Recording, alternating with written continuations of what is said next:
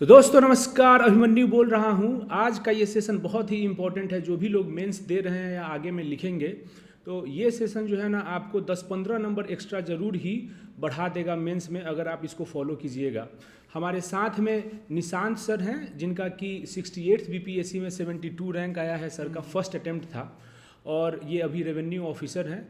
Hindu college से इन्होंने BSc किया हुआ है। अप्लाइड साइंसेज में थोड़ा मेधावी ज़्यादा हैं ये। तो इनका जो तरीका रहा है मेंस का तैयारी करने का ना, वो बहुत ही क्रिएटिव है। मतलब निमोनिक का कैसे यूज़ करना है, उसके बाद में फ्रेमवर्क पहले ही से बना के लेके जाना कि एग्ज़ाम में किसी भी क्वेश्चन पे आपके पास में 5, 7, 10 पॉइंट फॉर्डर ऐसे ही निकल के आ जाएंगे। तो इसीलिए हमने सोचा कि इनसे थोड़ा सा बातचीत किया जाए कि कैसे आप लोग को वो फ़ायदा हो। तो thank you Nishant sir for coming here, giving me this opportunity. काफ़ी लोग जैसे मुझे भी पूछ रहे थे कि सर थोड़ा बताइए आपका क्या अप्रोच रहा, आपने एग्ज़ाम में कैसे लिखा, फर्स्ट अटेम्प्ट में कैसे निकाला एग्ज़ाम। और आपने भी जब बोला तो मुझे लगा कि नहीं, लोगों को और मतलब बताना चाहिए ताकि वो भी इस तरीके का यूज़ कर सके जहाँ तक हो सके, और वो भी अब अच्छा एक रैंक ला सके एग्ज़ाम। सही बात है। तो चलिए फिर निशांत सर इसको हम लोग स्टार्ट करते हैं क्या। तो जो आपने ये इन्हीं का डॉक है जो इन्होंने बनाया हुआ है, और इसी को हम लोग जो जो चीज़ें इन्होंने लिखा हुआ है उसको हम लोग डिस्कस करेंगे। तो पहला जो आप बोल रहे हैं यहाँ पे कि बेसिक प्रॉब्लम वाइल राइटिंग, ये क्या है? तो अगर हम लोग देखें एग्ज़ाम में जैसे जो प्रॉब्लम, एक तो होता है रिसोर्स का, ये बुक नहीं मिल रहा है, ये पढ़ें, क्या पढ़ें, कैसे पढ़ें, वो तो ठीक है। लेकिन एक जो सब कॉन्शियस लेवल पे जो प्रॉब्लम होता है, जैसे एग्जाम में जब लोग बैठते हैं तब क्या प्रॉब्लम आता है, कैसे हम लोग जूझते हैं, कैसे लड़ते हैं अंदर से। तो अगर हम लोग देखें फर्स्ट पॉइंट, अगर हम लोग देखें तो क्या है कि आइदर ब्रेन विल वर्क और पेन विल वर्क। कि जैसे क्या है कि या तो आपका दिमाग इतना तेज होना चाहिए कि कोई अगर रैंडम क्वेश्चन आए जो आपने पढ़ा नहीं हो या कुछ नया आए तो आप फास्टली सोच सकें, पॉइंट्स को जनरेट कर सकें और लिख सकें। दूसरा क्या है कि पेन विल वर्क, कि आपको आपके दिमाग में पहले से सब कुछ इंस्टॉल्ड है, सारे पॉइंट, सारे डेटा जो जो आपने पढ़ा सब कुछ आपको पहले से रटा हुआ है। तो आपका पेन चलेगा सीधा, आपको ज़्यादा सोचना नहीं है, दिमाग में लगाना है, सीधा आपको पेन लेके लिखना है। तो अच्छा, तो इसका मतलब ये हुआ कि या तो आपका ब्रेन जब चलेगा तो पेन उतना फास्ट नहीं चलेगा, आप सोचने में आपको टाइम जाएगा। और जब पेन चलेगा तो आपको पहले ही से ब्रेन नहीं चलेगा, तो पहले से रटा हुआ रहना चाहिए। बिल्कुल बिल्कुल। अच्छा, और ये दूसरा जो आपने लिखा ये क्या है, फ्लडिंग और ड्राउट वाला? अब दूसरा पॉइंट अगर हम लोग देखें तो एग्ज़ाम में क्या होता है कि कोई अगर टॉपिक आया तो उससे रिलेटेड हमारे दिमाग में बहुत सारे रैंडम पॉइंट जनरेट हो जाते हैं, तो वो फ्लडिंग एक तरह का। अच्छा। लेकिन प्रॉब्लम क्या होता है कि हम लोग इसको ऑर्गेनाइज वे में नहीं लिख पाते हैं, कुछ भी रैंडम स्टोरी पैराग्राफ टाइप से लिख देते हैं जैसे तैसे हैफजार्ड वे में, और हम लोग को ना मार्क्स वो दिलवाता है ना उसका कुछ यूज हो पाता है, और टाइम भी उसका वेस्ट होता है सोचने में या कुछ ऐसे ही इधर उधर का लिखने में। दूसरा है ड्राउट, कि जैसे कोई क्वेश्चन आया, जैसे 68 में ही आया था, कुछ क्वेश्चन बिल्कुल ही यूनिक और नए थे, तो उस नेशनल स्काउट्स जम्बूरी वाला जो क्वेश्चन था, सही तो, बात है। तो उस वैसा क्वेश्चन अगर आता है तो हमारे दिमाग बिल्कुल ब्लैंक हो जाता है, मतलब कुछ नहीं सोच पाते कि क्या लिखें, कैसे अप्रोच करें। तो मोस्टली लोगों ने क्वेश्चन छोड़ दिया था या छोड़ देते हैं, ऐसा कुछ आता है तो लिख नहीं पाते, सोच नहीं पाते। तो उसमें कैसे हम लोग को अप्रोच करना है वो मतलब आगे हम लोग, क्योंकि आपका अभी हम लोग कॉपी देख रहे थे तो आपने उस क्वेश्चन को भी अटेम्प्ट किया है और आपको भी नहीं आता था, लेकिन आपने लिखा और आपको 3.5 नंबर उसमें भी मिला है। तो मतलब बाकी के कंपैरिजन में मेंस में 3.5 नंबर एक्स्ट्रा लाना बहुत ही मतलब कि आपको आगे लेके जाता है। इस बार 69th में जानते हैं निशान सर, वो आप देखिएगा ऊपर में 2-2, 4-4 नंबर में जो है ना लोगों को नहीं मिला अच्छा पोस्ट। मतलब ये तो होता ही है, एक मार्क्स का असर होता है पोस्ट। सही बात है, तो इसीलिए ये सब इम्पोर्टेंट है। अच्छा, फ्लडिंग वाले का कोई ऐसे एग्जांपल अगर आपके पास हो कि कुछ ऐसा क्वेश्चन देखे जिसमें पॉइंट तो बहुत ज़्यादा है बट उसको ऑर्गेनाइज नहीं कर पा रहे हैं। अब जैसे फॉर एग्जांपल इन्वायरमेंटल पोल्यूशन से क्वेश्चन आ गया, ठीक है, तो हमारे दिमाग में बहुत कुछ आएगा कि ये पोल्यूशन, वो पोल्यूशन, ये समिट, ये मेमोरेंडम साइन हुआ, ये मीटिंग हुआ। तो हम लोग ऑर्गेनाइज उसको कैसे करें, कैसे उसको सब कैटेगरीज में डिवाइड करें, कैसे डायग्राम बनाएं, पॉइंट्स बनाएं, तो ये सारा प्रॉब्लम आता है हम लोग। मतलब कि डिमांड जो है क्वेश्चन का उसके हिसाब से हम कैसे जो हमारे पास में थॉट्स है उसको ऑर्गेनाइज करें, ये इंपॉर्टेंट है। एक बेसिक फ्रेमवर्क या एक टेम्पलेट होना चाहिए दिमाग में जिसपे हम लोग बस फिट करें अपने जो भी हमारे दिमाग में थॉट्स हैं, और बस एक अच्छा मतलब मिनिमम डिसेंट आंसर एक हम लोग लिख सकते हैं। ओके, ठीक है। अब ये बताइए सर कि ये 4 नोबल ट्रूथ्स क्या है? हाँ, 4 नोबल ट्रूथ जैसे बुद्धा ने बताया था 4 नोबल ट्रूथ, तो वो तो हम लोग अपने जीवन में लागू करते ही हैं। तो किस उसी रूप में मतलब एक एग्ज़ाम में भी हम लोग का सिमिलर वे में कुछ ना कुछ उसी वर्क करता है। जैसे कि एग्ज़ाम में जब हम लोग जाते हैं मेंस का आंसर लिखते हैं, तो एक थॉट होता है हम लोग के दिमाग में। जैसे फर्स्ट पॉइंट है देयर इज ए थॉट, कुछ तो विचार आता है क्वेश्चन देख के या कुछ टॉपिक या कीवर्ड देख के, कुछ तो आता है दिमाग में। उसका कुछ ना कुछ बेसिस होता है कि हमने इस बुक से पढ़ा है, इस यूट्यूब चैनल से पढ़ा है, इस सर ने बताया था, यहाँ सुना था, तो उसका एक बेसिस होता है। ठीक है। दूसरा क्या है कि हम ऑर्गेनाइज उसको करना चाहते हैं कि ऐसे लिखें ऐसे लिखें, पहले ये लिखें वो लिखें, तो वो कहीं ना कहीं तीसरे में आता है। और चौथा में क्या है कि तीनों को मिला के हम लोग एक अच्छा एक बेस्ट आंसर लिख सकते हैं। ओके। तो मतलब ये एक प्रोसेस जो होता है, हम लोग किसी भी क्वेश्चन को देख के ये प्रोसेस से गो थ्रू करते हैं। अब जरूरी ये है कि ये 4th वाला भी स्टेप हम लोग करें। हाँ, 4th वाला बहुत जरूरी है ना, कुछ भी इसी से निर्वाणा मिलेगा। जो बोले थे वो 8-fold पाथ वाला जो चीज़ है, तो इसी से एग्जाम का निर्वाणा मार्क्स ही है, रैंक ही है, पोस्ट ही है। राइट। तो वो तो सबको चाहिए, तो इसीलिए नोबल ट्रूथ फॉलो करना जरूरी है। ठीक है। अब जैसे आप ये कुछ बताएं, तो जैसे क्या है ये इंट्रोडक्शन के लिए, मतलब ये थोड़ा सा एक्सप्लेन कीजिए। कोई भी हम लोग आंसर लिखते हैं या ऐसे लिखते हैं, तो भूमिका बांधना होता है सबसे पहले। कुछ भी टॉपिक आया तो एक भूमिका बांधना है। ठीक है। तो उसके लिए कुछ एक फ्रेमवर्क है कि हम लोग उसमें कैसे फर्स्ट इनिशियल जो है कैसे सोच सकते हैं, अप्रोच कर सकते हैं। जैसे फर्स्ट में है SQRL फ्रेमवर्क है। तो SQRL में क्या आता है, स्टैटिस्टिक्स, कोड्स, रिपोर्ट्स, लेजिस्लेशन। तो कुछ भी अगर टॉपिक आया तो हम लोग इन चारों पॉइंट्स पे सोच सकते हैं कि जैसे हम लोग स्टैटिस्टिक्स दे दें, जैसे एग्जांपल में लिखा हुआ है क्रिमिनलाइजेशन ऑफ पॉलिटिक्स, तो जैसे हम लोग बोल सकते हैं कि इतना % जो भी मतलब हमारे जो रिप्रेजेंटेटिव्स हैं तो उनका कहीं क्रिमिनल चार्जेस हैं। दूसरा है जैसे कि कोट है, तो जैसे गांधी जी का कोट है कि in a gentle way you can shake the world. तो कुछ वैसा रिलेवेंट अगर टॉपिक आता है तो हम लोग इसको यूज कर सकते हैं। तो दिमाग में होना चाहिए कुछ ना कुछ स्टैटिस्टिक्स, कोट्स। तीसरा में जैसे रिपोर्ट है तो GHI है, ग्लोबल हंगर इंडेक्स है, फैमिली हेल्थ सर्वे है, NCRB का रिपोर्ट है। तो ये सब कहीं ना कहीं होना चाहिए कुछ ना कुछ हमारे दिमाग में डेटा, कि कुछ आए तो हम लोग रेलिवेंट जगह पे यूज कर सकें। चौथा लेजिस्लेशन है, जैसे नारी शक्ति वंदना अधिनियम है, 1 नेशन 1 इलेक्शन है। तो ये सब भी अगर हमारे पास है पहले से एक फॉर्डर के रूप में तैयार है तो हम लोग कहीं ना कहीं उसको यूज कर सकते हैं और एक अच्छा मतलब इंट्रोडक्शन दे सकते हैं। मतलब इससे क्या होगा कि थोड़ा इंट्रोडक्शन आपका बहुत ही स्पेसिफिक होगा और टू द पॉइंट हो जाएगा, मतलब बीटिंग अराउंड द बुश नहीं होगा। बिल्कुल। अच्छा। एक अच्छा वो भी लगता है कि नहीं, एक ऑफिसर लिख रहा है, स्टैटिस्टिक्स पता है, कोड्स पता है, रिपोर्ट्स पता है, तो वो एक अच्छा लगता है देखने में कि चलो हाँ ये जानता है। तो मतलब कोई भी क्वेश्चन जब हम देखें तो पहले थोड़ा सा SQRL वाले थीम पे पहले सोचे कि भाई स्टैटिस्टिक्स पता है क्या, कुछ कोड पता है क्या, कुछ रिपोर्ट, ये सब। अच्छा। दूसरा आप इसमें बता रहे हैं एनेक्डोट्स या शॉर्ट स्टोरी। दूसरा जैसे है कि एनेक्डोट्स है। एनेक्डोट्स क्या होता है, एक शॉर्ट स्टोरी की तरह होता है। कि जैसे फॉर एग्जांपल जैसे अभी आप देख सकते हैं स्क्रीन पे, जैसे मैंने एसे में जो लिखा था तो ये मैंने कहीं यूट्यूब या रील्स में देखा था कि सीरत नाज एक लड़की थी 3rd क्लास की, जिसका स्कूल का इंफ्रास्ट्रक्चर अच्छा नहीं था, तो एक वीडियो वो बनाई, तो उसके थ्रू उसने मैसेज दिया कि नहीं मेरा स्कूल का इंफ्रास्ट्रक्चर सही करो, उसको मतलब पढ़ना था, तो उससे रिलेटेड वो बनाई थी। तो ये मेरे दिमाग में कहीं ना कहीं था, तो ये मैंने यूज किया। और ये ऐसा नहीं कि मैंने किसी किताब में पढ़ा या किसी ने बताया, ऐसे ही मतलब इधर उधर देखते हुए यूट्यूब में या कहीं स्क्रॉल करते हुए तो ये मैंने यूज किया। और ये क्वेश्चन जो आया था कि forest creates its own trees, it does not depend on other to throw seeds.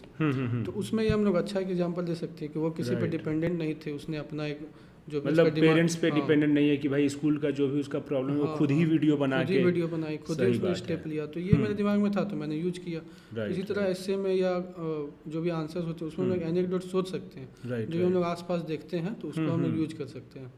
तो ये मतलब एक चीज़ हमको इससे ये भी पता चल रहा है, मतलब कि हम लोग को ज़रूरी ये नहीं है कि जब हम लोग न्यूज़पेपर पढ़ रहे हैं चाहे किताब पढ़ रहे हैं तो ही फिर हम लोग दिमाग लगाएंगे कि इसको यूज़ करना है। शॉर्ट्स भी देख रहे हैं तो उसको भी कहीं यूज़ कर सकते हैं। हम लोग को हमेशा एक्टिव रहना, हमेशा जब तक तैयारी कर रहे हैं, जब तक हम लोग ज्ञान ले रहे हैं तब तक कहीं ना कहीं एक्टिव रहना और कलेक्ट करते रहना कुछ ना कुछ। सही बात है, ठीक है। तो ये जो है आज एक आपने अच्छा ये, और आपका तो 176 मार्क्स आया भी था 68th में, I think one of the highest marks है ऐसे में। ठीक है। 69th में दोस्तों 200 प्लस आया है लोगों को, लेकिन 68th में ऐसा नहीं आया था। 68th में 176 is I think the highest. और उस टाइम बहुत ही डिसेंट मतलब मार्किंग की गई थी, बहुत ज़्यादा भी नहीं, बहुत कम भी नहीं, बहुत कम भी तो नहीं, उस हिसाब से मतलब वन ऑफ द हाईएस्ट कह सकते हैं। बिल्कुल बिल्कुल। और इसी इनका कॉपी भी हम लोग डाल देंगे, आप लोग ग्रुप से, टेलीग्राम ग्रुप से जो है देख सकते हैं, t.me आप तो जानते ही हैं, और उसके बाद में IAS_Valley पे जाइएगा दोस्तों, तो इनका जो है जितना भी ऐसे और GS1 GS2 का कॉपी है डाल दिया जाएगा।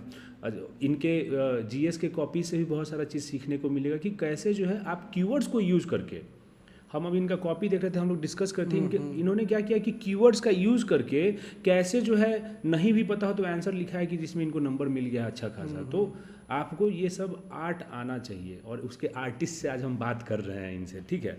तो ये हो गया। तीसरा आप बोले हैं यहाँ पे कि जैसे हिस्टोरिकल इवेंट्स, हाँ कुछ जैसे ऐसे में कुछ आया तो हम लोग को स्टार्ट करना है कुछ, हाँ, तो हम लोग उसमें हिस्टोरिकल इवेंट दे सकते हैं। जैसे अशोका का एग्जांपल बहुत ही फेमस है, कलिंगा के वार के बाद वो कैसे बदल गया, तो वो हम लोग दे सकते हैं। जो भी रिलेवेंट टॉपिक हो उसमें सोच के कि हाँ ये दिया जा सकता है, या और भी लोग अपने मतलब अपने अकॉर्डिंग वो 6, 7, 10 एग्जाम्पल पहले से बना के रख सकते हैं कि एग्जाम में आया तो मैं ये लिखूंगा। दूसरा जैसे गांधी जी का सत्याग्रह फेमस है, जो भी उन्होंने चंपारण में, अहमदाबाद में किया, जो भी उन्होंने अपने जीवन में रहते हुए जो भी कदम उठाए, तो वो हम लोग यूज कर सकते हैं।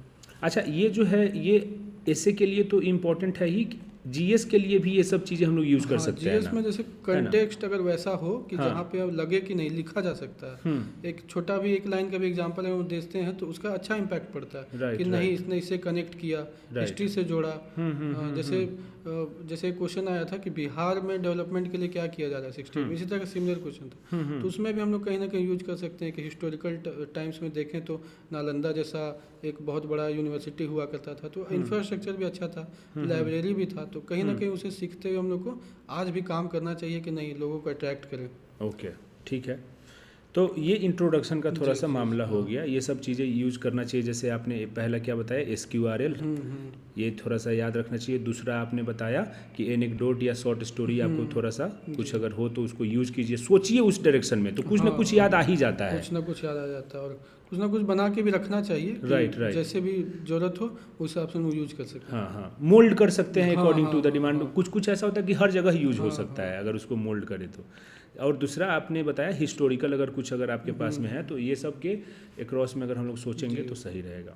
अब थोड़ा सा आपका ये फ्रेमवर्क है, कुछ पिशाच, भूत पिशाच निकट नहीं आवे, तो मतलब ये है, और पेस्टेल है। ये भी काफ़ी फेमस फ्रेमवर्क है, काफ़ी लोग यूज करते हैं, लेकिन बहुत लोग जानते हैं लेकिन उस तरह से यूज नहीं कर पाते जिस तरह से करना चाहिए। जिस तरह से मतलब एग्जाम में मार्क्स है, बहुत लोग वही कन्वेंशनल तरीके से बस आंसर रट लेते हैं, याद कर लेते हैं, लेकिन जैसे जैसे डायनेमिक होता जा रहा है BPSC या और भी अदर एग्जाम्स, तो कहीं ना कहीं हम लोग को भी थोड़ा फ्लेक्सिबल होना चाहिए। कुछ भी आए उस तरह का तो हम लोग तुरंत सोच सकें, ज़्यादा हम लोगों को इधर उधर ना मतलब रटना ना पड़े या कुछ वैसा ना करना पड़े।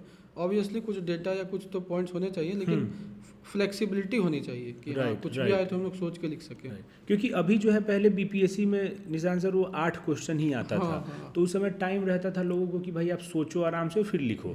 अभी जो है 18-20 क्वेश्चन पूछ रहे हैं तो ज़्यादा टाइम तो है नहीं, तो उस केस में आपके पास में अगर फ्रेमवर्क नहीं रहेगा तो आप वही होगा, जेनरिक कुछ पॉइंट लिख के आ जाइएगा, बहुत सारा पॉइंट छूट जाएगा, तो इसीलिए इम्पोर्टेंट है। अब जैसे पिशाच वाला मॉडल है तो इसको थोड़ा सा समझाइए कि कैसे इसको किया जाए। ये एक सोचने का तरीका है कि कोई भी क्वेश्चन आए, ऐसे आए या किसी भी टॉपिक पे हम लोग ऐसे सोचने के लिए दिया जाए, तो हम लोग रैंडम ना सोचते हुए एक ऑर्गेनाइज्ड वे में सोचें। तो उसी का ये टेम्पलेट बोल सकते हैं, एक फ्रेमवर्क है। जैसे P से political, economical, social, technological, environmental, legal, तो इस मतलब हम लोग डायरेक्शन में इस तरह से फ्लो में सोच सकते हैं। और जरूरी नहीं है कि इसी फ्लो में हो, आगे पीछे भी कर सकते हैं। पॉलिटिकल बाद में डालिए या हिस्टोरिकल पहले डालिए, तो इस अपने अकॉर्डिंग हम लोग यूज कर सकते हैं इसको। तो यहाँ पे जो है P से पॉलिटिकल है, E से इकोनॉमिकल है या इन्वायरमेंटल, ये दोनों E से हो जाएगा, है ना।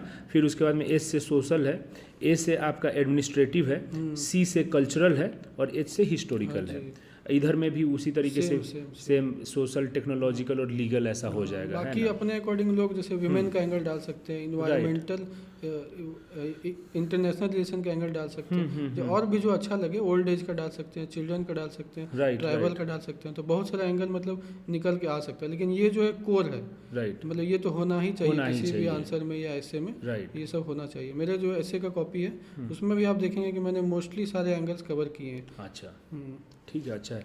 तो ये पॉलिटिकल का जैसे आप बता रहे हैं, थोड़ा सा इसको एक्सप्लेन कीजिए ना, ये सब क्या क्या है। जैसे पॉलिटिकल डायमेंशन में अगर हम लोग सोचें तो हम लोग को उसी डायरेक्शन में सोचना है, उसी ट्रेजेक्टरी को फॉलो करना है जिस तरह से हम लोग पढ़े थे। जैसे लक्ष्मीकांत ही मोस्टली पढ़ते हैं, या कोई भी किताब पढ़ते हैं तो फ्लो सेम होता है। जैसे पहले वो प्रियम्बल पढ़ते हैं, उसमें जस्टिस, इकोनॉमिक, लिबर्टी, ये सब कंसेप्ट है, फ्रीडम का, फ्रेटर्निटी का, तो उससे कहीं ना कहीं हम लोग कोट कर सकते हैं कि नहीं, प्रियम्बल में भी इक्वालिटी का बात किया गया है, जो कि एक तरह से कहीं ना कहीं वो है, फर्स्ट है, इंट्रोडक्शन है हम लोग का कॉन्स्टिट्यूशन का, तो हम लोग कोट करेंगे तो एक अच्छा इम्पैक्ट बनेगा। अब फंडामेंटल राइट्स है तो आर्टिकल 19 हो गया, 21 हो गया, बात है। तो इस फ्लो में सोचेंगे तो हम लोग इसको तुरंत मतलब सोच सकते हैं। जैसे डीपीएसपी है तो डीपीएसपी में भी इन्वायरमेंटल का एंगल है, प्रोटेक्शन का बात किया गया है। जैसे कोई क्वेश्चन लेके आप बताइए कि कैसे पॉलिटिकल, जैसे क्वेश्चन एक मान लीजिए कि आ रहा है क्वेश्चन हम लोग को कि लॉजिस्टिक्स परफॉर्मेंस इंडेक्स पे क्वेश्चन मान लीजिए आया, एक ऐसे ही हम लोग ट्राई करते हैं लॉजिस्टिक परफॉर्मेंस इंडेक्स, तो इसमें जो है कैसे हम लोग सोचेंगे। अब देखिए लॉजिस्टिक परफॉर्मेंस इंडेक्स में लॉजिस्टिक्स का रोल क्या है, उससे अगर हम लोग जोड़ के सोचें तो कहीं ना कहीं उसमें आता है कि नहीं सब तक पहुंचना चाहिए, इक्वालिटी का भी बात होता है, कनेक्टिविटी का भी बात होता है, इन्वायरमेंट भी कहीं ना कहीं जुड़ा हुआ है इससे। तो इंक्लूसिव डेवलपमेंट एक तरीके से कह सकते हैं कि रूरल अर्बन एरिया ये सब जो है छूटा नहीं रहे, रूरल एरिया ये सब कनेक्टिविटी, तो कहीं हम लोग कोट कर सकते हैं कि नहीं, डीपीएसपी भी बोलता है इस तरह से, इस डायरेक्शन में वेलफेयर स्टेट की बात करता है, socio economic welfare of the people, हम लोग जोड़ के कोट करेंगे तो एक अच्छा इम्पैक्ट पड़ेगा एग्जाम में कि नहीं ये पॉलिटिकल से भी जोड़ रहा है या इस तरह से भी सोच रहा है। जैसे इन्वायरमेंटलिज्म का आप बता रहे थे, तो उसमें तो खैर जजमेंट्स वगैरह खुद ही सुप्रीम कोर्ट का है, सुप्रीम कोर्ट का जजमेंट, एमसी मेहता ये सब वाले जो है, मिनर्वा मिल्स वाला आप जो बता रहे थे, सही बात है। तो इस तरीके से इसको सोचा जाता है। इकोनॉमिकल में आपका, अब जैसे इकोनॉमिक डायमेंशन में अगर हम लोग देखें तो मोस्टली सारे आंसर्स में जो भी एक ग्लोबल लेवल पे हुए हैं या इंडिया में, तो 1991 का जो एलपीजी रिफॉर्म्स है वो काफ़ी फेमस है, ग्लोबलाइजेशन का टॉपिक है। एक नया अभी ग्लोबलाइजेशन चल रहा है जिसका बात किया जा रहा है आजकल, ग्रीन रिवोल्यूशन क्या है, थोड़ा सा इसको समझा दीजिए। हाँ, जैसे ग्लोबलाइजेशन क्या है कि ग्लोबलाइजेशन है और एक लोकलाइजेशन है। अच्छा, जैसे ग्लोबल लेवल पे जो चल रहा है, मोस्टली हम लोग वेस्टर्न कंट्रीज का ही बात करते हैं जब भी हम लोग ग्लोबलाइजेशन का बात करते हैं। तो जैसे फॉर एग्जांपल म्यूजिक इंडस्ट्री हो, जैसे कि मतलब म्यूजिक से रिलेटेड जो भी डेवलपमेंट्स हुए हैं, ठीक है, तो वो तो है, लेकिन अगर इंडिया में वो चीज़ आ रहा है तो हम लोग उसका यूज किस लिए कर रहे हैं, मंदिर में यूज कर रहे हैं, जैसे आरती भजन हो रहा है, फ़ोन का यूज हम लोग कर रहे हैं, तो उस तरह से जैसे टी शर्ट्स अगर बन रहा है मॉडर्न, तो हम लोग उसमें गॉड्स का इमेज को यूज कर रहे हैं, तो उस तरह से कहीं ना कहीं दोनों जुड़ा हुआ है। ग्लोबल ट्रेंड को लोकल नीड के हिसाब से हम उसको मेंड कर दे रहे हैं, तो वही है, ठीक है, तो ये है। अच्छा, और भी जैसे है वाइट रिवॉल्यूशन है, पॉवर्टी है, ग्लोबल फाइनेंशियल क्राइसिस है, ग्रेट बंगाल फेमिन आया है, अभी नया वेलफेयरिज्म का बात किया जा रहा है, नीड बेस्ड है, डिमांड बेस्ड होना चाहिए। तो कहीं ना कहीं इन सब एंगल पे सोच के अपने अकॉर्डिंग इसमें और भी कीवर्ड्स ऐड कर सकते हैं, तो जो एग्जाम में अगर सोचने में इजी होगा कि नहीं इधर उधर हम लोग को ज़्यादा नहीं देखना है, इसी डायमेंशन में सोचना है। ठीक है, कीवर्ड्स याद आएगा तो खुद ही वो एक दो लाइन उस पर लिख के हम लोग ज़्यादा पॉइंट्स बना सकते हैं। ठीक है, इन्वायरमेंटल में उसी तरीके से आप इन्वायरमेंट में जैसे पोल्यूशन पे बात कर सकते हैं, आजकल काफ़ी पोल्यूशन का चर्चा है, जैसे डिफोरेस्टेशन का बात हो रहा है, क्लाइमेट चेंज का समिट्स हो रहा है काफ़ी, पेरिस जो एग्रीमेंट है, 3R का अप्रोच है, रिड्यूस, रीयूज, रिसाइकल, चिपकू मूवमेंट से काफ़ी फेमस है, सस्टेनेबल डेवलपमेंट का काफ़ी बात हो रहा है, गोल्स हैं सस्टेनेबल डेवलपमेंट गोल्स, तो उसका ये तो कहीं पे हर जगह मतलब कोशिश करना चाहिए कि नो पॉवर्टी, नो हंगर, तो कहीं ना कहीं हम लोग अगर न्यूमेरिकली यूज़ करें कि नहीं गोल नंबर 1 में ये बोला गया है, 14 में ये बोला गया है, 10 में ये बोला गया है, तो इसी तरह से हम लोग यूज करके इसको कोट करके वो लिख सकते हैं किसी ना किसी में। ठीक है, और मतलब ये सब थोड़ा सा 3R बहुत ही इम्पोर्टेंट है। एक ट्रायंगल भी बना सकते हैं, reduce, reuse, recycle, spoke model भी होता है, स्पोक मॉडल से भी यूज कर सकते हैं। सही बात है, इस तरह से बना के हम लोग पॉइंट्स लिख सकते हैं। सोशल में अगर आप देख क्या क्या है थोड़ा सा सोशल में जैसे पॉवर्टी है, हाँ। इनइक्वालिटी है, कास्ट है, हाँ। तो इससे कुछ ना कुछ एक आपको आना चाहिए। जैसे कास्ट सोचे तो कुछ ना कुछ उसका डेटा है कि नहीं इतना ये कुछ इस पे ज़्यादा कुछ हो रहा है बात, या इस पे कम करंट में क्या चल रहा है। रिलीजन से सोच सकें, family, hunger, women, tribal, silver economy, जैसे ओल्ड एज का जो एक तरह से नीड्स होता है उसको केटर करने वाला इकोनॉमी को सिल्वर इकोनॉमी कहते हैं। ठीक है। अब एडमिनिस्ट्रेटिव एंगल से हम लोग देखें तो वेलफेयर स्टेट का बात हो रहा है, तो डीपीएसपी सोचना ही चाहिए फिर यहाँ पे डीपीएसपी सोचना चाहिए। तो यही है, कनेक्शन आपको आना चाहिए, कनेक्शन बिल्ड करना है कि एक से दूसरे में कैसे हम लोग चले जाएं तुरंत। राइट। जैसे करप्शन है, रेड टेपिज्म है, पब्लिक सर्विस का बात हो रहा है, एथिक्स है, ई गवर्नेंस है, सोशल ऑडिट है, सर्वोत्तम मॉडल है, सिटीजन चार्टर है, जैम ट्रिनिटी है, डीपीआई है, इंटरमीडियरीज है। डीपीआई मतलब डिजिटल पब्लिक इंफ्रास्ट्रक्चर, जो कि यूपीआई चाहे ये सब हम लोग कर रहे हैं कि डिजिटल ऐसे इंफ्रास्ट्रक्चर जो कि पब्लिक गुड्स को सर्व करे, पब्लिक गुड्स को लेके जाए। तो ये सब बेसिकली हम लोग को सोचना पड़ेगा। ये सब कीवर्ड्स के अराउंड में अगर हम लोग प्ले करेंगे तो अच्छा रहेगा। जैसे मान लीजिए कि ई गवर्नेंस का अगर क्वेश्चन आ रहा है तो ये सब कि भाई ई गवर्नेंस आगे हम लोग देखेंगे कि जो गुड गवर्नेंस है उसका कैसे हम लोग वो बना के निमोनिक से बना के कैसे हम लोग तुरंत सोच के लिख सकते हैं। तो दोस्तों आप लोग बने रहिएगा क्योंकि ये बहुत ही इंपॉर्टेंट वीडियो है। और मतलब देखिए कुछ एसिमेट्रिक रिटर्न का एक कॉन्सेप्ट होता है दोस्तों, हम अभी बता रहे थे कुछ टाइम पहले लेक्चर्स में भी कि सिमेट्रिक रिटर्न क्या होता है कि अगर निशान सर अगर आप एक्स इनपुट दे रहे हैं ना तो आपको आउटपुट भी एक्स या एक्स प्लस कुछ मिलेगा उसी के अराउंड में। एसिमेट्रिक रिटर्न ये होता है कि अगर आप एक्स इनपुट दे रहे हैं तो आपको एक्सपोनेंशियल आउटपुट मिल रहा है, आउटसाइज्ड आउटपुट। तो ये सब कुछ ऐसा वीडियो है जिसमें कि आप 15-20 मिनट दीजिएगा लेकिन आपको आउटपुट 10 नंबर मिल जाएगा, तो बहुत ही ज़्यादा आउटपुट मिल गया वो तो ठीक है। तो इसीलिए दोस्तों एसिमेट्रिक रिटर्न को याद करके इसको देखते रहिए। कल्चरल में बताइए सर क्या आप ये बोल रहे हैं? कल्चरल में जैसे हम लोग एपिक्स जो अपना महाभारत है, रामायण है, जैसे मेरा ऐसे का कॉपी में आप देख सकते हैं, अहम ब्रह्मास्मि, जैसे हम लोग को इंडियन ट्रेडिशन में बोला जाता है। अर्धनारीश्वरी का जो कंसेप्ट है कि दोनों क्वालिटीज होनी चाहिए किसी में भी। और भी जो अपने टेम्पल्स हैं, वेदाज हैं, उपनिषद है, पंचतंत्र है, पंचतंत्र में से इन्वायरमेंट से रिलेटेड भी बात किया जा रहा है। तो वो सब हम लोग यूज कर सकते हैं कहीं ना कहीं कल्चरल डायमेंशन अगर हम लोग देखें तो। ठीक है। उसके बाद में हिस्टोरिकल है आपका अशोका, बुद्धा, जैनिज्म, गांधीयन मेथड्स। केक का मतलब चंपारण, अहमदाबाद, खेड़ा सत्याग्रह है ना। Non cooperation, civil disobedience, quit India, 1857 revolt जो हुआ, वर्ल्ड वॉर हुआ, हिटलर, अकबर, तुगलक का जो वो भी कैपिटल शिफ्ट किया था, टोकन करेंसी का एक्सपेरिमेंट था जो फेल हो गया। कहीं ना कहीं हम लोग अपने आंसर्स में या ऐसे में सब यूज कर सकते हैं जैसा भी रिलेवेंट हो। तो उससे जो है हमारा जो है बहुत ही ज़्यादा मतलब रिच लगेगा। रिच लगेगा कि भाई ये सोचा, इसके पास डाइवर्स डायमेंशन से सोचना। जितना डाइवर्सिटी होगा, जितना डायमेंशन होगा, हमको लगता है उतना ही ज़्यादा अच्छा मतलब आंसर हो सकता है, उतना ज़्यादा मार्क्स फेच करेगा वो। ठीक है। तो ये पिशाच यहाँ तक ख़त्म हो गया। इसके अलावे भी कुछ हैं ऐसे, जैसे IR के अगर सोचना हो डायमेंशन में तो आप यहाँ पे जैसे क्या क्या बता रहे हैं। जैसे 1962 का वॉर है, 1971 का बांग्लादेश का जो वॉर था, अपना जो रिलेशन अदर कंट्री के साथ जैसे नेपाल है, बांग्लादेश है, पाकिस्तान है, तो उसको भी हम लोग यूज कर सकते हैं। नॉन अलाइंड मूवमेंट है, स्ट्रेटेजिक ऑटोनॉमी हम लोग, multi vector approach, multi alignment हम लोग फॉलो करते हैं, पोलैरिटी डिलेमा है, रूल बेस्ड ऑर्डर है, रिविजनिज्म पावर है, रिविजनिस्ट पावर है, थ्यूसिडाइडिस ट्रैप है। थ्यूसिडाइडिस ट्रैप आप लोग को थोड़ा सा समझा दे कि एक जो है ना, जैसे मान लीजिए कि क्या होता है इंटरनेशनल रिलेशंस में दोस्तों कि जो एक डोमिनेंट पावर है, जैसे अभी के टाइम में US is the dominant power, तो अभी अगर चाइना भी लेकिन बहुत ज़्यादा इमर्जिंग पावर है। तो ये थ्यूसिडाइडस एक हिस्टोरियन थे, बहुत ही पुराने हिस्टोरियन, ग्रीक हिस्टोरियन थे, और पेलोपोनेशियन वॉर उस समय में हुआ था एथेंस और स्पार्टा के बीच में। तो उसी पे ये लिखे थे कि जब एक डोमिनेंट पावर रहता है और एक इमर्जिंग पावर जब उभर रहा होता है तो डोमिनेंट पावर ये फील करता है कि भाई ये इमर्जिंग पावर हमारे लिए थ्रेट है, और इस वजह से क्या होता है कि उन लोग के बीच में लड़ाई हो जाता है, मिसकम्युनिकेशन हो जाता है और लड़ाई हो जाती है। तो चाइना क्या है, रिविजनिस्ट पावर है, ये चाहता है कि जो US लेड जो ग्लोबल ऑर्डर पिछले कुछ दशक से चल रहा था उसको चेंज कर दे, राइट। वो अभी के ग्लोबल ऑर्डर को चेंज, तो रिविजनिस्ट पावर है, तो दैट इज थ्यूसिडाइडस ट्रैप, जिसकी वजह से बहुत ज़्यादा अभी टेंशन भी है। वाशिंगटन कंसेंसस हो गया, बीजिंग कंसेंसस हो गया, ये सब अभी बहुत चल रहा है। चाइना +1 है।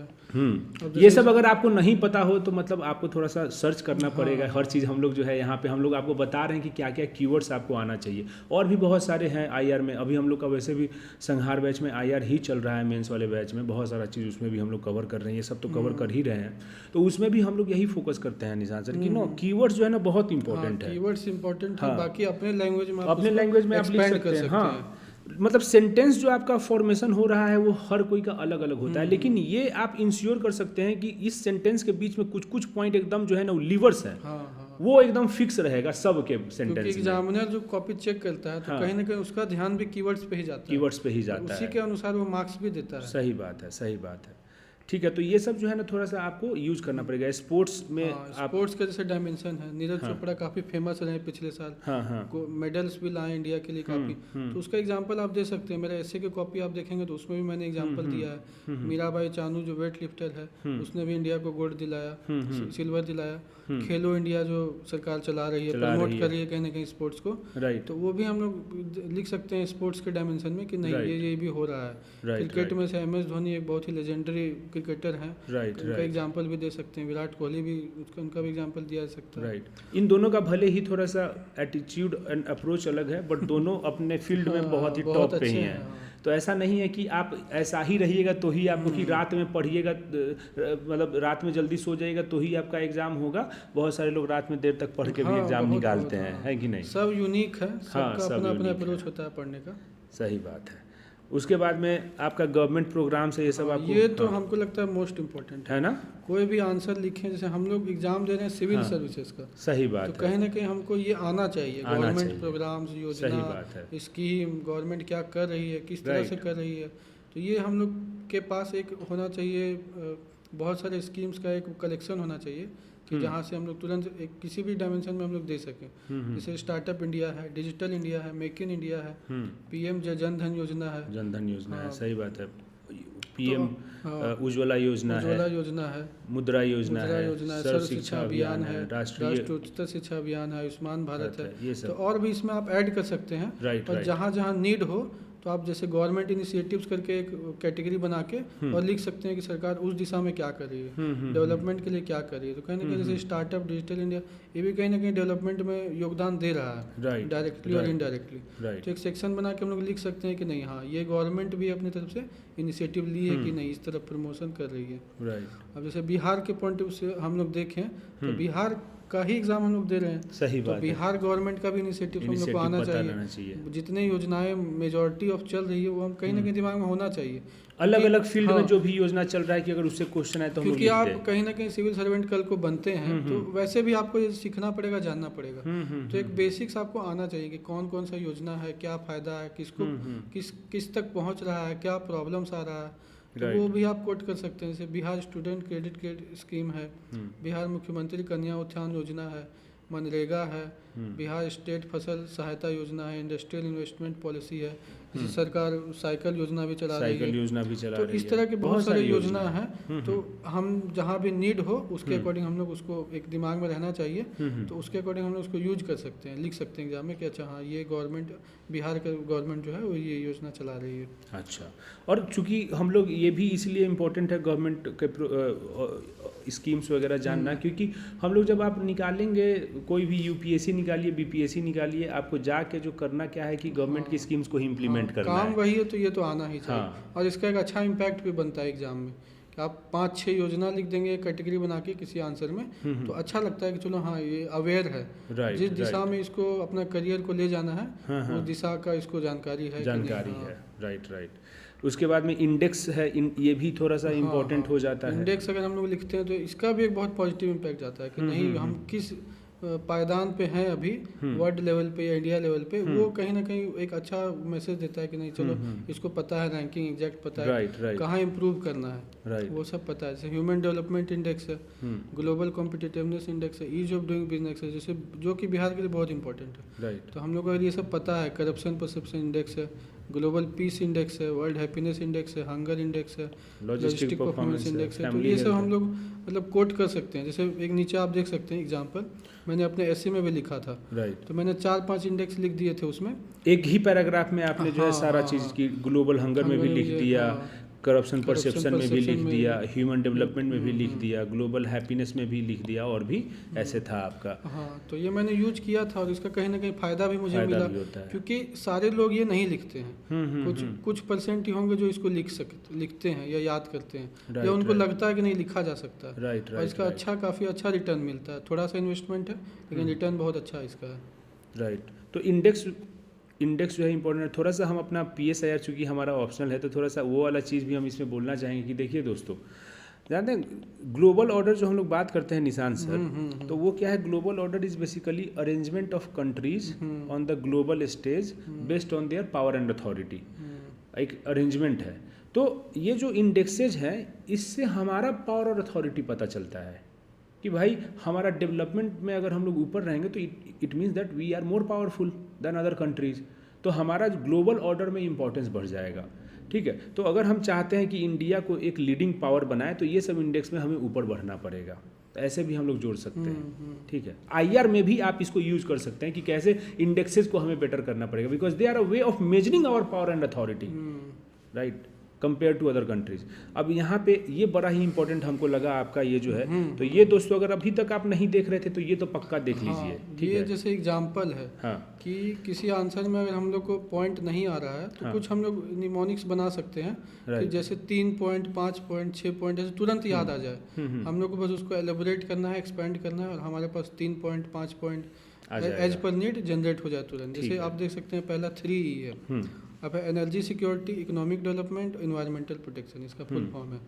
अब जैसे बिहार का कुछ आंसर लिखना है हम लोग को, जहाँ पे ये लिख सकते हैं, तो एनर्जी सिक्योरिटी में क्या हो जाएगा? हर घर बिजली योजना चलती है, सही बात बिहार है, सरकार की। सही तो एक बात पॉइंट है। हम लोग लिख सकते हैं, उसके बाद रिन्यूएबल एनर्जी, ट्रायंगल बना के फैन की तरह बना के हम लोग ये तीनों डाल के, और इस पे हम लोग लिख सकते हैं एनर्जी सिक्योरिटी, और एग्जांपल दे सकते हैं हर घर बिजली। यहाँ पे ऐसे अलग अलग जो भी है। अब जैसे इकोनॉमिक डेवलपमेंट है, तो बिहार कहीं ना कहीं एक अच्छे रेट से ग्रो कर रहा है, नेशनल एवरेज से भी ज़्यादा है। राइट, तो ये भी हम लोग वहाँ एक पॉइंट बना के लिख सकते हैं। इन्वायरमेंटल प्रोटेक्शन में जल जीवन हरियाली है, तो हर घर गंगा जल योजना है। सही बात तो इसे हम लोग लिख सकते हैं, तो इसका एक अच्छा इंपैक्ट बनेगा। तुरंत हम लोग 3 पॉइंट सोच लिए, ज़्यादा एफर्ट भी नहीं डालना पड़ा। सही बात है। तो इस तरह से कुछ ना कुछ याद होना चाहिए। जैसे 4P है, पॉलिटिकल विल है, पब्लिक फंडिंग है, पार्टनरशिप और पब्लिक पार्टिसिपेशन है। अच्छा, किसी योजना का ही बात करना है या कुछ बदलाव लाना है समाज में, तो क्या क्या होना चाहिए उसके लिए? जैसे हर घर गंगा जल योजना ही है, तो उसके लिए सबसे पहले क्या रिक्वायरमेंट कि पॉलिटिकल विल होना चाहिए, कि सरकार चाहती है कि ऐसा हो, या पब्लिक डिमांड कर रही है। तो पहले विल होना चाहिए, इच्छा शक्ति होनी चाहिए कि नहीं ये होना चाहिए। सेकंड में पब्लिक फंडिंग, अगर इच्छा है लेकिन फंडिंग ही नहीं है तो कैसे होगा? नहीं पहुंच सकता है ना, स्कीम नहीं चल सकता अच्छे से। पार्टनरशिप होना चाहिए। अब जैसे मिड डे मील स्कीम चल रहा है बिहार में, तो ठीक है, सरकार जो भी उसके जो नीड्स है वो पूरे कर रही है, जैसे जो भी फूड मटेरियल्स चाहिए वो दे रही है। तो कहीं ना कहीं हम लोग अगर देखें तो हम लोग प्राइवेट के साथ पार्टनरशिप करके उसको और अच्छा किया जा सकता है। राइट, जैसे एक अक्षय पात्रा फाउंडेशन है, जो अलग अलग जगह मिड डे मील चलाती है, एंड वो अच्छा माना जाता है काफ़ी। पार्टनरशिप भी बहुत ज़रूरी होता है सरकार, NGOs के साथ में भी, NGO के साथ, प्राइवेट जो फर्म है, कॉर्पोरेट हैं, तो कहीं ना कहीं वो भी अपना सहयोग देते हैं। सही बात। चौथा है पब्लिक पार्टिसिपेशन। तो सिर्फ स्कीम चलाने से, योजनाएं चलाने से ही नहीं होता है, पब्लिक को भी अवेयर होना चाहिए, क्वेश्चन पूछना चाहिए, अकाउंटेबल ठहराना चाहिए कि नहीं, अगर ये इतना फंडिंग आया, ये स्कीम चल रहा है तो अच्छे से क्यों नहीं चल रहा, हमको मिल क्यों नहीं रहा, क्या प्रोसेस है, हमको बताइए। तो एक पब्लिक जब तक डिमांड नहीं करेगी, क्वेश्चन नहीं करेगी, अकाउंटेबल नहीं ठहराएगी, तो कुछ नहीं हो सकता। सही बात। तो इसीलिए जैसे 4 पॉइंट हम लोग देखिए, 4 पॉइंट जनरेट हो गया 4P से। 4P आया, कुछ भी आया, अगर मान लीजिए रेलेवेंट हुआ तो हम लोग 4 पॉइंट ऐसे लिख सकते हैं सोच के।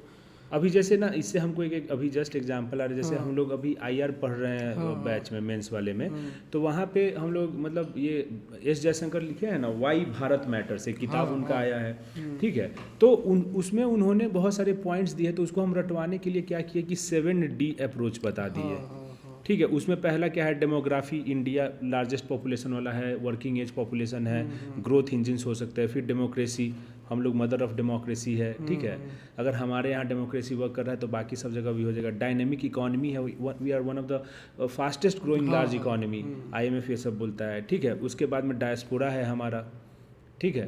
उसके बाद में हमारा डिप्लोमेसी है, cultural diplomacy, Buddhist diplomacy, soft power हमारा है, बहुत सारा चीज़। तो इस तरीके से जो है ना हम उनको बताए थे, तो उससे क्या हुआ कि सारा याद हो जाएगा। अब कभी भी आप 7D अगर 5 को D याद रहेगा तो काम चल जाएगा, क्या बहुत है कि नहीं, ठीक है। इसके बाद में यहाँ पे अभी जैसे आपका हम वो IR वाला भी आपका भी हम देख रहे थे, तो आप जो है कुछ कुछ संगम बनाए थे, इंडिया से रिलेटेड संगम आप बनाए थे, वो भी अच्छा था, है ना। कि इससे क्या होता है ना कि याद रह जाता है चीज़ों को, क्योंकि नॉलेज आपका बहुत सारे लोग के साथ में क्या होता है, जैसे अब हम लोग डिस्कस करते हैं कि नॉलेज इतना है लेकिन यूज कर पाते हैं इतना ही चीज़ एग्जाम में। अब कुछ लोग ऐसा है कि नॉलेज इतना यही पूरा यूज कर लेता है लगभग। तो हम सेकंड ऑप्शन अच्छा है, सेकंड ऑप्शन अच्छा है, जितना जान लें उसका 100% यूटिलाइज कीजिए। क्योंकि ये तो नहीं तो क्या कीजिएगा, अपने कवर में लेके जाइएगा और कुछ तो होने का है नहीं इससे, है कि नहीं। तो ये चीज़ है। उसके बाद में अभी सेफ आपने ये रखा हुआ है, सेफ है जैसे सस्टेनेबल, फ्रेजाइल, फ्यूचरिस्टिक, एफिशिएंट। अरे ये पहले 9A वाला डिस्कस कर लेते हैं। 9A देख लेते हैं। जैसे 9A में अवेयरनेस है कि कोई भी मान लीजिए योजना, स्कीम या कुछ भी अगर सरकारी इनिशिएटिव ले रही है तो उसके क्या क्या एलिमेंट्स होने चाहिए। जैसे सबसे पहले तो अवेयरनेस होना चाहिए उससे रिलेटेड। अगर सरकार साइकिल दे रही है बालिकाओं को तो पहले तो अवेयरनेस होना चाहिए कि नहीं इस तरह का भी कुछ है, क्या प्रोसेस है इससे रिलेटेड, कैसे लिया जा सकता है।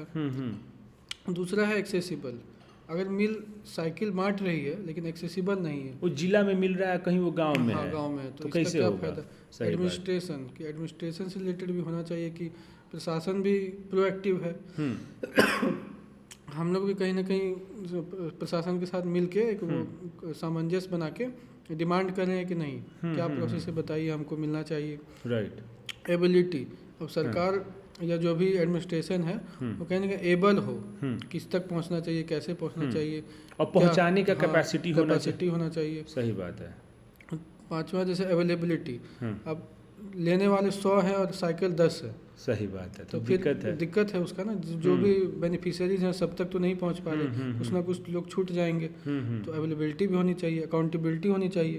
अब 100 साइकिल आया और 40 गायब हो गया, 60 ही मिला तो 40 कहाँ गया, कौन है अकाउंटेबल। सही बात है, सही बात है। तो वो भी होना चाहिए। एडवर्सिटी, अब साइकिल मिल रही है लेकिन एडवर्सिटी है, फ्लड है, कुछ प्रॉब्लम है, ज्योग्राफिकल आइसोलेशन है, तो उस केस में कैसे पहुंचाया जाए, तो वो होना चाहिए। अफोर्डेबिलिटी होनी चाहिए। अब सरकार साइकिल दे रही है लेकिन बोल रही है कि हम 3000 लेंगे तब देंगे, तो वैसे नहीं, तो फिर लोग अफोर्ड नहीं कर पाएंगे। फिर जो इंटेंशन है सरकार का, जो भी एक मनोबल बढ़ाना है, तो वो कहीं ना कहीं टूट जाएगा। सही बात। अपीलिंग होना चाहिए। अब जैसे साइकिल बांट रही है, कोई भी योजना चला रही है, तो उसका एडवर्टीजमेंट ऐसे किया जा रहा है कि एकदम हाई फाई इंग्लिश में या एकदम हाई लेवल का हिंदी में यूज किया जा रहा है, तो लोग समझेंगे ही नहीं। तो वर्नाकुलर लैंग्वेज होना चाहिए, इजी लैंग्वेज होना चाहिए कि लोग समझ जाए। सही बात है।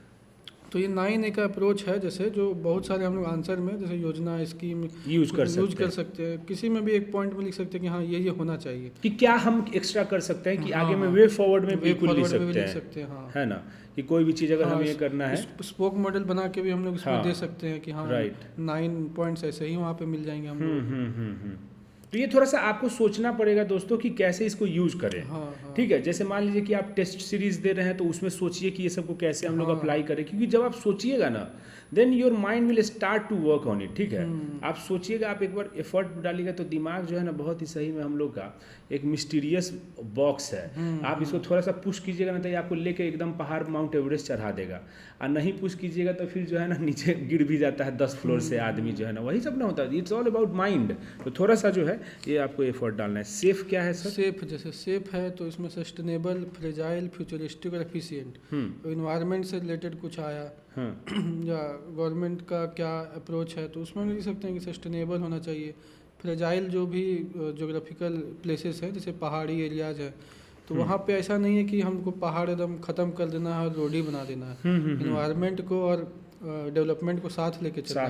फ्यूचरिस्टिक होना चाहिए। अब दुनिया AI, ChatGPT इस पे चल रही है और हम लोग आज भी वही पुराना फ्यूडलिज्म वाले सोच लेके बैठे हुए हैं, आज भी वही तरीका अपना रहे हैं, तो उससे कुछ होगा नहीं। सही बात है, कि हम लोग पीछे रह जाएंगे। तो फ्यूचरिस्टिक भी होना बहुत जरूरी है।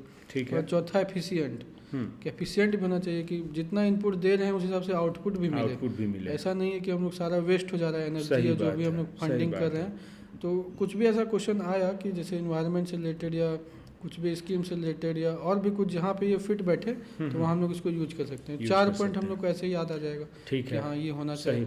और मतलब ये सब देखिए 4 पॉइंट बहुत होता है दोस्तों, बहुत होता है एग्जाम में। आप देखिए अगर 7-8 नंबर का जो क्वेश्चन है उसमें आपको 4 पॉइंट एक बॉडी पार्ट का लिख दिए और बाकी 4 पॉइंट कुछ है तो हो गया, खत्म हो गया। और अगर आपका 38 नंबर वाला है तो 3-4 को पार्ट उसमें रहेगा और 3-4 पार्ट में जो है ना आप 4-4 5-5 पॉइंट अगर जनरेट कर दिए तो काफ़ी सारा पॉइंट हो जाता है। और इनका कॉपी आपको हम लोग दिखाएंगे, लाइक इनका कॉपी जब परफेक्ट एग्जांपल कि इन्होंने फ्रेमवर्क का यूज़ करके इतना कट पॉइंट निकाला है जहाँ पे इनको बहुत ही शायद उतना अच्छे से शायद कंटेंट उसका नहीं पता था। फर्स्ट अटेम्प्ट था, बहुत ही इनका कम ही उम्र हो रहा है अभी, तो जुमे पास हो के आए हैं बीएससी करके, ठीक है। तो लेकिन बहुत ही अच्छा से इन्होंने जो है ना माइंड का स्मार्ट वर्क करके एंड ही गॉट लाइक इनका तो बहुत अच्छा और रैंक आता, बट इनका GS1 में कम नंबर दे दिया क्योंकि मतलब काट ही दिया है पूरा 1-1 2। रविंद्रनाथ टैगोर वाले में इनको बहुत कम 5 नंबर ही दिया, एक इंडिगो रिवोल्ट में 0 नंबर दे दिया, जिसकी वजह से नहीं तो तब भी इन्होंने 72 रैंक लेके आया। तो काफ़ी मतलब सराहनीय है आपका जो एफर्ट ये सब है। अब ये है ग्रामीण वाला चीज़, ये है ग्रामीण वाला चीज़। तो ग्रामीण जैसे क्या है ये, अब जैसे रूरल एरिया है बिहार के, उससे रिलेटेड अगर कुछ क्वेश्चन आता है तो हम लोग जैसे यहाँ इसको यूज कर सकते हैं फ्रेमवर्क को। जैसे है कि जी से हो गया कि गंदगी फ्री, तो उसमें क्या है सैनिटेशन हाइजीन का हम लोग बात कर सकते हैं कि ये होना चाहिए। रोजगार का बहुत समस्या है बिहार में, सही बात लोग बाहर चले जाते हैं कमाने के लिए, परिवार चलाने के लिए, तो एम्प्लॉयमेंट हो गया, ए से अवसर हो गया कि अपॉर्चुनिटी होना चाहिए, मिलना चाहिए। मकान जैसे गवर्नमेंट भी आजकल कई आवास योजना चला रही है, बिहार में भी कहीं ना कहीं ये बहुत जोर शोर से चल रहा है। ई से हो गया एक्सटर्नल माइग्रेशन, जो बिहार का बहुत बड़ा प्रॉब्लम है, बिहार बड़ा प्रॉब्लम है। एन से नल हो गया वाटर, जैसे हर घर गंगा जल योजना तो सरकार फोकस की हुई है। तो जैसे कुछ इस तरह का क्वेश्चन आया जो जिसमें ये मतलब लगे कि नहीं ये सब लिखा जा सकता है, ये सब पॉइंट, तो तुरंत हम लोग के पास देखिए 7-8 पॉइंट हम लोग के पास ऐसे ही आएगा। हो गया। अब कुछ हम लोग बिहार गवर्नमेंट को जो स्कीम्स है या कुछ डेटा डाल के हम लोग की जैसे रोजगार इतने % लोग अनएम्प्लॉयड हैं, इतने % लोग बाहर चले जाते हैं इस देश में, इस स्टेट में, तो वो हम लोग सब्सटेंशिएट करके हम लोग और भी अच्छा उसको बना सकते हैं। लेकिन कीवर्ड्स अगर हम लोग को साथ याद हो गए तो कहानी बना सकते हैं और अच्छा मार्क्स उस पर मिल जाएगा। सही बात है। अब जैसे मान लीजिए कि इसका जैसे मान लीजिए जीविका पे आ गया क्वेश्चन कि how Jeevika has transform the rural life, तो उसमें भी ये फिट बैठ सकता है। तो उसमें जीविका का लिख दीजिए और वे फॉरवर्ड में ये और दे दीजिए कि ये और काम करना है हमको। बात खत्म, आपका 8-7 को पॉइंट तो यही हो गया। आज जीविका का 5-6 पॉइंट आपको पता है, 13-15 पॉइंट लिख दिए, क्या चाहिए, बम आ जाएगा एग्जामिनर। मेरा तो जैसे मानना है कि पॉइंट्स ज्यादा लिखिए, एक पॉइंट को कम एक्सप्लेन कीजिए और लेकिन पॉइंट ज्यादा लिखिए। उसका अच्छा मतलब लगता है कि नहीं 10 पॉइंट लिखा है, तो अलग अलग डायमेंशन होता है, डाइवर्सिटी होता है, तो अच्छा लगता है कि आंसर अच्छा मार्क्स उस पर मिलता है। और जब भी पॉइंट लिखिए तो ये जो है ना 1 2 3 ऐसे नंबरिंग कीजिए, नहीं तो क्या होता है कि ऐसे डॉट डॉट डॉट डॉट बुनका लगाइएगा तो एग्जामिनर को पता नहीं चलेगा कि कितना आपने पॉइंट लिखा। अब वो लास्ट में देखिएगा कि 10वां पॉइंट है तो उसके दिमाग में साइकोलॉजिकल ये हिट करता है कि 10 को लिख दिया, ये 10 पॉइंट लिखा है, तो कहीं ना कहीं आपको 1-2 नंबर भी ज़्यादा मिलेगा तो आप बहुत रैंक ऊपर चले जाएगा, इसीलिए इंपॉर्टेंट है। अब जेबरा वाला क्या है सर? जेबरा जैसे है विमेन से रिलेटेड अगर कोई क्वेश्चन आता है तो जैसे जेड से 0 टॉलरेंस की, विमेन के साथ कुछ भी अगर अत्याचार या कुछ क्राइम अगेंस्ट विमेन क्राइम है तो हम लोग को टॉलरेंट नहीं करना है, सही बात, तुरंत उस पर मतलब फास्ट ट्रैक में एक्शन लेना है, उसको बर्दाश्त नहीं करना है। ठीक है। दूसरा है एम्पावरमेंट, तो एम्पावरमेंट काफ़ी मतलब आज के टाइम पे बहुत ज़रूरी है विमेन एम्पावरमेंट, और सिर्फ पर्सनल नहीं प्रोफेशनल भी होना चाहिए। कि अगर लड़की पढ़ ली है तो सिर्फ पढ़ना ही काफ़ी नहीं है, ऐसा हो कि उस लेवल का जॉब भी अवेलेबल हो, तो कहीं ना कहीं वो बाहर जाके प्रोफेशनली भी एम्पावर्ड है, कुछ कम काम कर रही है, कमा रही है, फैमिली को देख रही है, तो ये भी बहुत ज़रूरी है। अब जैसे बी से अवेयरनेस, तो अवेयरनेस भी होना चाहिए अपने राइट्स को लेके, क्या क्या उसके लिए अवेलेबल है, योजना है, स्कीम है, जो भी है, तो उसके लेके अवेयरनेस होना चाहिए। रोल मॉडलिंग, जैसे आजकल क्या है, आजकल की रोल मॉडल कौन है? नोरा फतेही अगर सिर्फ रोल मॉडल होगी तो समाज किस दिशा में जाएगा? सही बात कहीं ना कहीं हम लोग कल्पना चावला है या मीराबाई चानू है, इस तरह के रोल मॉडल होनी चाहिए ताकि एक अच्छा मतलब एक अच्छे दिशा में जा सके। ये तो सोसाइटी का भी एक कलेक्टिव हमें लगता है कि प्रोजेक्ट होता है कि आप किसको रोल मॉडल बनाते हैं। वो भी एक करियर का एस्पेक्ट हो सकता है, लेकिन अगर सारे लोग उस तरफ चले जाएंगे तो कहीं ना कहीं समाज जो है वो मतलब सही दिशा में नहीं जा सकता है। सही बात है, सही बात है। फिर उसके बाद में एटीट्यूडिनल चेंज आपका। एटीट्यूडिनल चेंज है तो सिर्फ विमेन का नहीं, मेन का भी एटीट्यूड चेंज होना चाहिए विमेन को लेके, वर्क प्लेस पे लेके, कि जिस तरह से आजकल महिलाएं बाहर आ रही है घर से, कहीं ना कहीं एम्प्लॉयमेंट में कंधे से कंधा मिला के चल रही है। सही बात है। तो मेन का भी एटीट्यूड चेंज होना चाहिए, सेफ फील करे, कंफर्टेबल फील करे कहीं भी जाए तो वो भी जरूरी है। तो जैसे वीमेन से रिलेटेड कोई क्वेश्चन आया तो 5 पॉइंट हम लोग के पास रेडी है। 5 पॉइंट यहाँ हम लोग अभी देखिए तो वीमेन एम्पावरमेंट पे तो ऐसे भी आया था 69 में। तो वो भी अब अगर आप ये सब लिख दीजिएगा, ये सब बेसिकली ये सब आपके बेसिकली सोचने का एक फ्रेमवर्क हो गया। अब एटीट्यूडिनल चेंज में आप 50 चीज़ें लिखो, 50 चीज़ जो भी आप लिख सकते हो। एटीट्यूडिनल चेंज में कि भाई क्या क्या एटीट्यूड चेंज होना चाहिए आप लिख सकते हो। जैसे रोल मॉडलिंग में आजकल ग्लास सीलिंग है, ग्लास सीलिंग है, सही बात तो है। वो सब भी हम लोग तुरंत हम लोग सोच के लिख सकते हैं अगर कीवर्ड याद हो तो। तो ये सब चीज़ें हैं। उसके बाद में अब जैसे रोल मॉडल में अभी उनको नोबेल प्राइज इकोनॉमिक्स में मिला था पिछली बार, जो इकोनॉमी की ही थी, क्या उनका नाम था, हम नाम जो है थोड़ा सा उनको वीमेन पे ही उनका वर्क था पूरा, ठीक है। तो ये रोल मॉडल हो सकता है कि why can't other girls and women also follow that kind of path, जहाँ पे वो भी नोबेल प्राइज ये सब जीते, राइट। तो ये सब। उसके बाद में आपका प्राण डीपी है, ये सब किसके लिए है? हेल्थ से रिलेटेड या डिजास्टर से रिलेटेड अगर कोई क्वेश्चन आता है तो हम लोग इसका यूज कर सकते हैं। जैसे प्रिपेयर्डनेस है कि हम लोग को प्रिपेयर रहना है कि अगर ऐसा कुछ होता है तो हम लोग क्या क्या एक्शन लेंगे, एसओपी हम लोग का क्या होना चाहिए, किस तरह से हम लोग स्टेप बाय स्टेप बढ़ेंगे। दूसरा है रेजिस्टेंस, कि ऐसा कुछ होता है तो वो रजिस्ट कैसे करेंगे, उसको आ चुका है अगर कैसे रजिस्ट रोके, कैसे उसको, डिजास्टर है या कुछ भी आता है, अगर डिजीज भी आता है तो कैसे रजिस्ट करें। क्योंकि अभी क्या हुआ कोविड के टाइम में हम लोग रोक नहीं पाए उसको, तब ना वो वर्ल्ड लेवल पैंडेमिक बन गया। नहीं तो चाइना में ही अगर रोक लिया जाता उसको तो बाकी जगह नहीं फैलता। तीसरा जैसे अवेयरनेस है ना, अल्टरनेटिव, अवेयर करना है लोगों की, अच्छा ऐसा है अब भूकंप आने वाला है, पता चल जाए अगर कुछ देर पहले लोग सेफ प्लेस पे ले जा सकते हैं। कोई डिजीज फैलने वाला है तो हम लोग कहीं ना कहीं मैसेज दे सकते हैं उस तक, तो हम लोग सेफ जगह पे ले जा सकते हैं, उसको बचा सकते हैं। अल्टरनेटिव भी है इससे कि अल्टरनेटिव होना चाहिए। अगर फ्लड आता है बिहार में तो कहाँ रहे लोग, इतने सारे लोग, तो अल्टरनेटिव क्या है, सही बात है। तो चौथा है नॉन कम्युनिकेबल, तो नॉन कम्युनिकेबल कैसे बनाना है, मतलब नॉन रीचेबल कैसे बनाना है, क्यों ज़्यादा फैले नहीं लोगों में, फैले नहीं और तुरंत हम लोग प्रिजर्व कर सकें। जैसे हम लोगों ने कोरोना टाइम में क्वारंटाइन किया था लोगों को, ताकि बाकी लोग तक नहीं फैले वो। तो ये सब भी हमें सोचना पड़ेगा। डिजिटल हेल्थ, वो जो कार्ड बनाना जैसे कि डेटाबेस हो जाए, डेटाबेस किस तक पहुंच पा रहा है, मेडिकल फैसिलिटी किस तक नहीं पहुंच पा रहा है। सही बात है। अब 4P तो वही है जो हमने ऊपर डिस्कस किया। अब देखिए यही होता है। आप लोग भूल गए होंगे कि 4P क्या है, लेकिन अभी हम लोगों ने देखिए ये ऊपर में डिस्कस किया था। तो इसीलिए ये सब इंटरकनेक्शन आपको बनाना है। And the more time that you will give to this things, तो आपके दिमाग में उतना ही ज़्यादा इंटरकनेक्शंस बनेगा।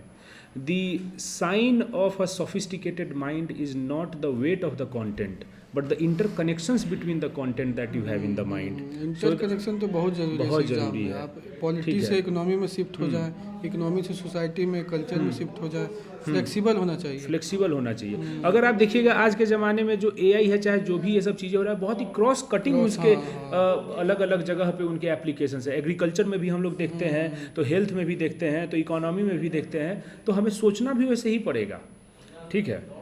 फिर आगे है सीमा, ये क्या है? सीमा है जैसे सोसाइटी से रिलेटेड कोई क्वेश्चन आया, कुछ समाज में अगर बदलाव लाना है तो हम लोग कैसे लाएंगे, तो है सोशल एनर्जी। सोसाइटी में जो भी लोग हैं उसका कहीं ना कहीं एनर्जी है, तो किस दिशा में ले जाना है। ऐसा नहीं है कि सारे लोग बस रील्स देख रहे हैं बैठ के, या उनसे दंगा करवा रहे हैं, उससे बढ़िया है कि सही बात। तो कहीं ना कहीं हम लोग को हार्नेस करना एनर्जी इस तरीके से कुछ पॉजिटिव आउटकम आए। अब जैसे है इंस्टीट्यूशनल कैपेसिटी, जैसे स्कूल है, कॉलेज है, फैमिली है, सोसाइटी है, ये सब इंस्टीट्यूशन है जो कहीं ना कहीं माइंड को सेव करती है। सही बात है। कहीं ना कहीं हम लोग को एक तरह से कंडीशन करती है, सोशलाइज करती है। तो वो सब हम लोग को कैपेसिटी को बढ़ाना है, पॉजिटिव डायरेक्शन लेकर जाना है। एजुकेशन है, मीडिया है, एटीट्यूडनल चेंज करना है, जो हम लोग ऊपर डिस्कस किए। इन सब का रोल कैसे होना चाहिए वो हम लोग को एक तरह से देखना है। राइट, मतलब बेसिकली हमें मीडिया, एटीट्यूडनल चेंज सब का पॉजिटिव रोल के थ्रू ही सोसाइटी में चेंज आ सकता है। फेडरलिज्म का एक है द्यूसाबर। पॉलिटी का एक टॉपिक है, तो पॉलिटी का भी बहुत सारे टॉपिक में हम लोग निमोनिक्स बना सकते हैं। जैसे ये मैंने बनाया था ड्यूसाबर।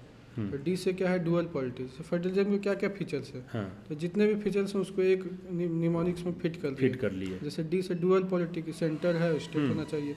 कीवर्ड्स याद हैं तो आप अपने अकॉर्डिंग सही बात एक्सपेंड है। करके मतलब लिख सकते हैं आंसर। सही बात है, कीवर्ड्स नहीं याद है तो आपका ऐसे भी छूट जाएगा। ऐसे भी छूट जाएगा, सही हाँ, बात है। आई से इंडिपेंडेंट जुडिशरी हो गया, रिटर्न कॉन्स्टिट्यूशन होना चाहिए, सुप्रीमेसी ऑफ कॉन्स्टिट्यूशन होना चाहिए, बाई कम्युनलिज्म होना चाहिए, रिजिड कॉन्स्टिट्यूशन होना चाहिए। तो ये सब फीचर्स हैं उसके, सही कहीं ना बात कहीं है, तुरंत हमें याद आ जाएगा। याद आ जाएगा, ड्यू शब्द सुनेंगे तो तुरंत याद आ जाएगा, तुरंत आ जाएगा। ठीक है, अब एक कारपेट मॉडल लास्ट है। हाँ लास्ट है। तो ये हम लोग देखते हैं कि जैसे गुड गवर्नेंस का क्या फीचर है। हाँ, तो गुड गवर्नेंस का फीचर में हम लोग देख सकते हैं कि कंसेंसस ओरिएंटेड होना चाहिए। सी से, ठीक हाँ, है, सबका कंसेंसस होना चाहिए, सबको लेके चलना है। सही बात है, अकाउंटेबल होना चाहिए, Accountable होना चाहिए। कौन जवाबदेह है, ठीक है, आज से रिस्पॉन्सिव होना चाहिए, हाँ, पीपल सेंट्रिक होना चाहिए, ठीक है। इक्विटेबल होना चाहिए, इंक्लूसिव होना चाहिए, इफेक्टिव होना चाहिए, एफिशिएंट और ट्रांसपेरेंट होना चाहिए। ट्रांसपेरेंट होना तो चाहिए। कारपेट हम लोग सोचेंगे तो तुरंत हम लोग तुरंत याद आ 6-7 जाएगा। पॉइंट आएगा। अब जैसे ई गवर्नेंस भी जो आता है, ई गवर्नेंस पे भी जो क्वेश्चन आता है उस पे भी हमें ऐसे सोच लेंगे। गुड गवर्नेंस आता है, चाहे बहुत सारा क्वेश्चन में ये सब फिट हो सकता है अगर हम लोग सोचे। चाहे लॉ एंड ऑर्डर प्रॉब्लम जो अगर मान लीजिए ऐसा प्रॉब्लम है तो उसमें भी हम लोग फिट कर सकते हैं। वे फॉरवर्ड क्या होना चाहिए कि एक ऐसा गवर्नेंस, एक ऐसा लॉ एंड ऑर्डर स्ट्रक्चर जो कि consensus oriented, accountable, responsive, people centric, equitable, फिर ट्रांसपेरेंट हो, ये कर सकते हैं। तो इससे क्या होगा कि आपके आंसर की जो है ना ब्यूटी जो है 7 से बढ़ जाएगी and will get more marks. तो यही था दोस्तों आज का। ये आपको जो है अगेन थैंक यू। पहले तो निशान सर को बहुत ही अच्छा था, बहुत ही अच्छा था आपको भी सर। थैंक यू, आप इनवाइट किए हमको और काफ़ी अच्छा लगा लोगों को। ये मतलब एक तरह से एक नया अप्रोच लोगों को पता चला राइट, कि नहीं ऐसे भी किया जा सकता है। बिल्कुल बिल्कुल। और भी अगर कुछ लोगों को इन्फॉर्मेशन चाहिए तो आपके थ्रू मतलब कांटेक्ट हाँ, कर सकते हैं। बिल्कुल कुछ बिल्कुल भी पूछना हो, जानना हो बिल्कुल। तो ऑलवेज अवेलेबल। हाँ, अगर निशान सर से और भी अगर आप किसी चीज़ का अगर आप चाहते हैं कुछ लाइक सजेशंस, गाइडेंस, तो निशान सर विल बी हियर। आप लोग को एक बार बताना होगा and we will make sure कि निशान सर आके आप लोग को हेल्प कर दें। जूम सेशन हाँ, हो, जूम सेशन हो जाए, पूछना हो, बिल्कुल बिल्कुल, एनरिच कैसे करें आंसर को, बिल्कुल। तो और भी मेरे पास कंटेंट है हाँ। तो वो मैं बता दूंगा। और संहार बैच में तो खैर निशान सर अब लाइक फ्रीक्वेंटली लाइक आप लोग के सामने आते ही रहेंगे, ताकि हम लोग चाहते हैं कि जो लोग हम लोग से जुड़े हुए हैं उनका एकदम बेस्ट परफॉर्मेंस हो जाए इस बार, है ना। तो दोस्तों ये जो है ना, अगर आपको PDF चाहिए तो आप टेलीग्राम चैनल पे IAS_Valley पे जाके इसको आप डाउनलोड कर सकते हैं एंड इसमें आप अपने भी एडिशंस कर सकते हैं। बट इसको बेस जरूर बनाइएगा and make sure that you use this PDF to gain more marks in BPSC and then become an officer. Thank you very much guys. Thank you sir. Thank you.